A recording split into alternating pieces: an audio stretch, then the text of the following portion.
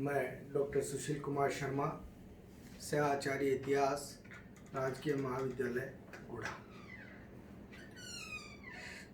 आज हम भारतीय ऐतिहासिक पृष्ठभूमि या ये अपन कहें कि तत्कालीन समय की विश्व के सबसे बड़े व्यक्तित्व की चर्चा प्रारंभ करते हैं, गांधी।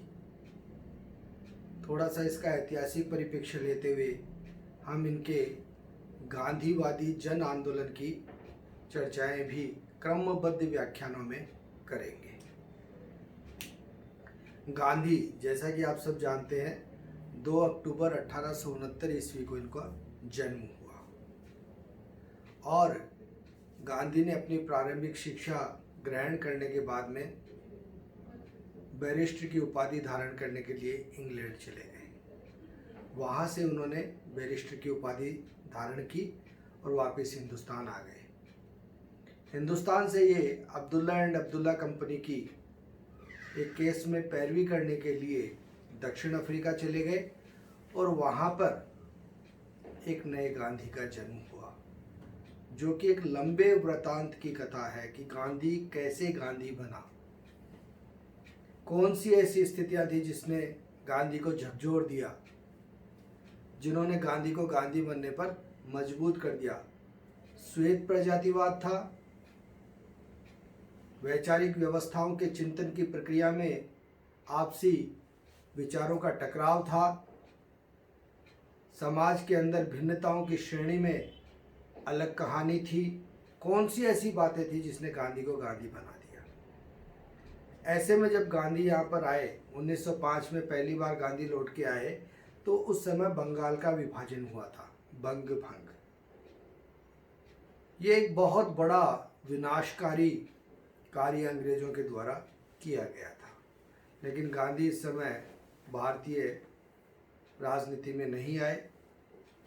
1914-15 ईस्वी में गांधी वापस हिंदुस्तान आए और यहीं से गांधी ने भारतीय राजनीति में पटाक्षेप कर दिया। सबसे पहले गांधी ने जिन चीज़ों की व्यवस्था यहाँ पर देखी, विदेशी पृष्ठभूमि से जो देख करके आए थे, उसके चिंतन मनन और मंथन के बाद में यहाँ पर अपने आप को पूरी तरह समाहित किया। यहाँ पर छोटी सी स्थिति अपन समझना चाहेंगे। जब अपन गांधी युग की बात करते हैं तो कांग्रेस के साथ में गांधी, तो कांग्रेस का छोटा सा अपन यहाँ पर देखना चाहते हैं कि ऐतिहासिक रूप से कांग्रेस का जन्म कैसे हुआ और किन किन चरणों में उसका क्रम बना। तो देखिए, कांग्रेस की स्थापना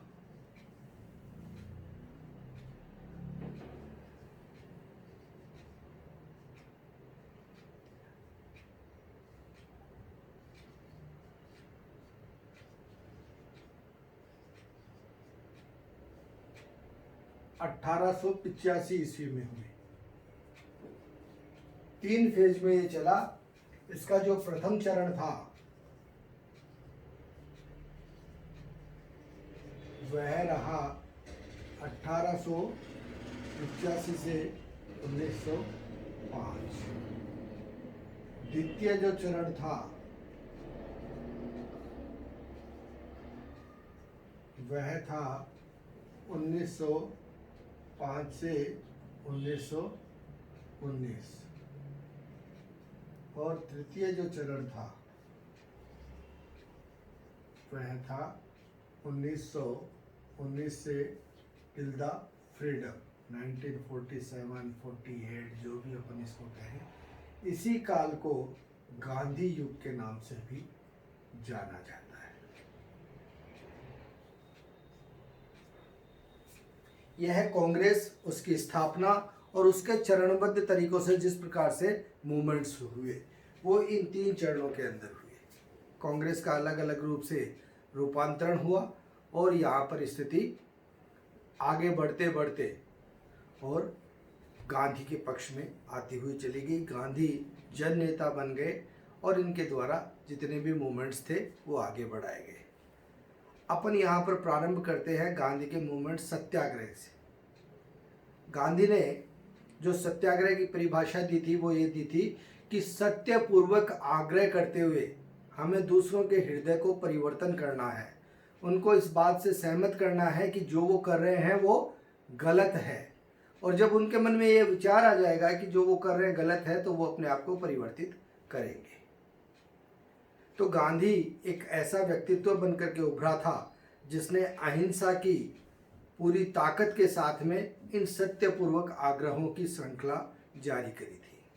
जब 1914-15 में गांधी यहाँ पर आ गए, धीरे धीरे उनके द्वारा सत्याग्रह प्रारंभ किए गए और इन सत्याग्रह की स्थितियाँ बनते बनते सबसे पहला सत्याग्रह जो पूरी तरह से गांधी के इन्वॉल्वमेंट का रहा, वह खिलाफत मूवमेंट के बाद में उसका असहयोग आंदोलन में परिवर्तित होना।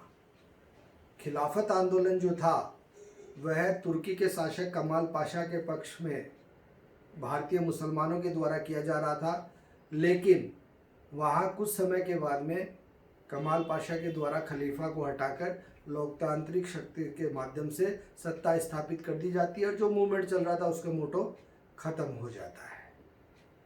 और इसी समय गांधी जी ये समझते हैं कि यह अच्छे से अच्छा समय है, जबकि भारतीय जनमानस इस समय तैयार भी हो चुका है और अंग्रेजों के विरुद्ध बिगुल बजा देना चाहिए। यह सहयोगी गांधी, जो क्योंकि गांधी अभी तक क्या था, अंग्रेजों के साथ सहयोग कर रहा था, लेकिन इसी समय दो बड़े कार्य अंग्रेजों के द्वारा ऐसे किए गए जिससे यह सहयोगी गांधी असहयोगी बन गया। कौन से दो कारण थे? जलियांवाला बाग कांड और रॉलेट एक्ट। जलियांवाला बाग हत्याकांड जो था उससे गांधी बहुत ज़्यादा व्यथित हो गए, हजारों निहत्थे लोगों पर गोलियां चला दी गई और उससे इतने गांधी व्यथित हुए कि उन्होंने अब अंग्रेजों के खिलाफ पूरी तरह से मोर्चा खोल दिया। और इसी समय रॉलेट एक्ट, जिसे काले कानून की संज्ञा दी गई, वह भी अंग्रेजी सरकार के द्वारा लाया गया। इन दोनों का भारी विरोध गांधी ने किया और यह खिलाफत आंदोलन असहयोग आंदोलन में परिवर्तित हो गया।